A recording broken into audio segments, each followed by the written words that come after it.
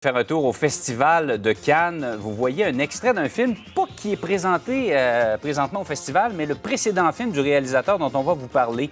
C'est Abdelatif Kechiche qui a présenté Mektoub My Love Intermezzo. Ça, c'était la partie précédente de ce film-là. Toujours est-il que ce film-là fait scandale parce qu'il comprend une scène très explicite, je n'irai pas dans les détails, qui dure 13 minutes. Certains ont parlé carrément d'un film porno qui est présenté au Festival de Cannes.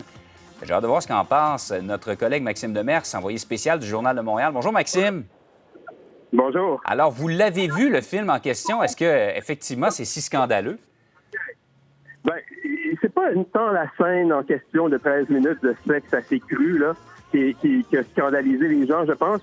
C'est plutôt le fait que le scénario est vide, là. C'est-à-dire que c'est un film qui parle, pour vous donner une idée, c'est un film qui dure 3h30. Il y a une demi-heure qui se passe à la plage, la rencontre entre des jeunes, et les 3 heures suivantes se déroulent dans une discothèque, entièrement dans une discothèque.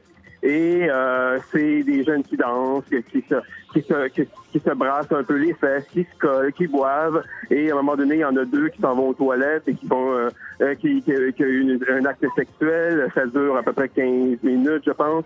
Donc c'est l'ensemble de l'œuvre, je pense, qui a scandalisé, plus que la scène en question. Oui, on dit qu'il y a des gens qui se sont carrément levés pendant la projection. Oui, il y a beaucoup de gens qui sont partis hier soir, apparemment, parce que le film a été présenté hier de 10h à 2h du matin, la première fois. Moi, je l'ai vu ce matin plus tôt.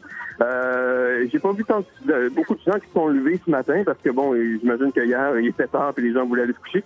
Mais oui, mais en fait, ce réalisateur-là, vous l'avez dit tantôt, il a gagné la Palme d'Or il y a 6 ans avec La vie d'Adèle. Dans La vie d'Adèle, il y avait ça aussi. Il y avait eu une longue scène d'amour entre 2 jeunes filles qui avait duré, il me semble, une vingtaine de minutes, même plus. Et il filme ça de façon toujours très crue. Mais dans La vie d'Adèle, il y avait du contenu, il y avait une histoire d'amour, il y avait un scénario. Dans ce cas-ci, on a l'impression qu'il a juste mis sa caméra sur des jeunes et que c'est totalement vide au final.